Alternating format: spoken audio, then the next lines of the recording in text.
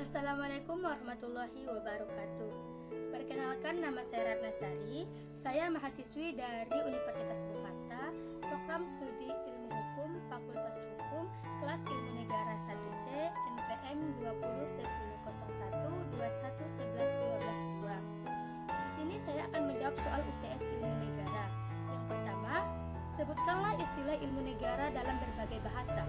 Istilah ilmu negara dalam berbagai bahasa itu terbagi atas 4. Yang pertama berasal dari bahasa Belanda, Stadler. Yang kedua berasal dari bahasa Jerman, Stadlehre. Yang ketiga berasal dari bahasa Inggris, The General Theory of State atau Political Theory. Yang keempat berasal dari bahasa Prancis atau teori d'etat. Yang kedua, jelaskan definisi negara dari pendapat para ahli. Yang pertama, Aristoteles. Aristoteles mengatakan bahwa negara adalah persekutuan manusia dari keluarga dan desa untuk mencapai kebutuhan sebaik-baiknya. Yang kedua, yaitu Max Weber. Max Weber mengatakan bahwa negara adalah suatu masyarakat yang mempunyai monopoli dalam penggunaan kekerasan fisik secara sah dalam suatu masyarakat. Yang ketiga, yaitu John Locke. John Locke mengatakan negara adalah suatu lembaga terbentuknya sebagai hasil dari perjanjian yang telah disepakati oleh anggota masyarakat secara bersama-sama. Yang keempat, Cronenberg.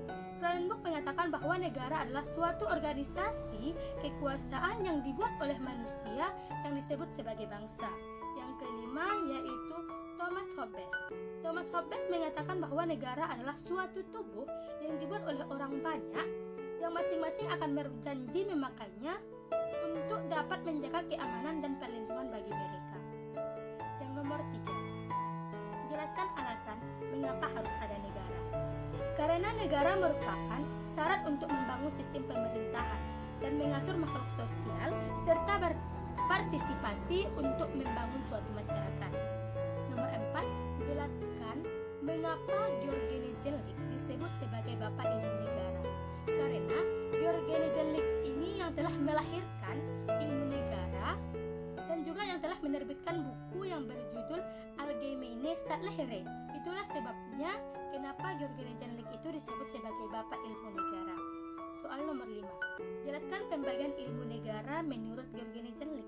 Pembagian ilmu negara menurut Diogenes Jellik ini terbagi atas 2.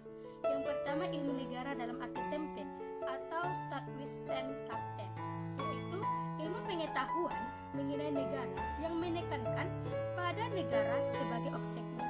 Yang kedua, ilmu pengetahuan hukum atau Rechtswissenschaft, yaitu ilmu pengetahuan mengenai negara yang menekankan pada segi hukum.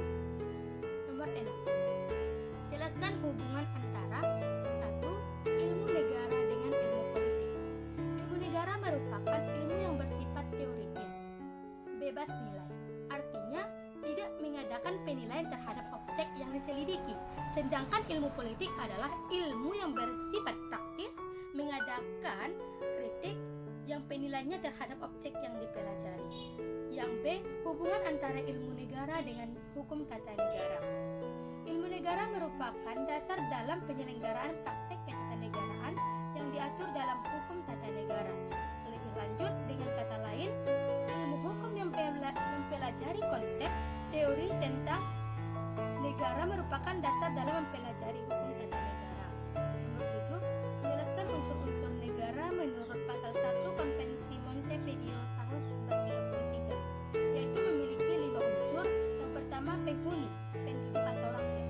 Rakyat adalah semua orang yang ada di suatu wilayah, suatu negara, dan tata cara peraturan di negara tersebut.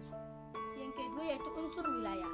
Unsur wilayah adalah hal yang amat penting untuk menunjang pembentukan suatu negara.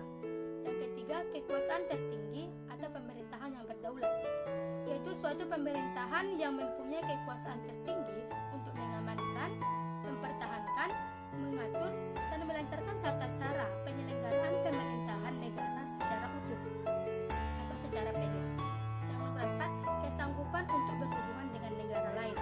Ketika kita mampu untuk berhubungan dengan negara lain, baik itu dalam bidang ekonomi, pendidikan, politik, budaya, atau lain sebagainya. Yang nomor 5, pengakuan dari negara lain. Bukti sah serta hadirnya atau terbentuknya negara dan berhak untuk terhindar dari ancaman atau campur tangan dari negara lain. Sekian, terima kasih. Assalamualaikum warahmatullahi wabarakatuh.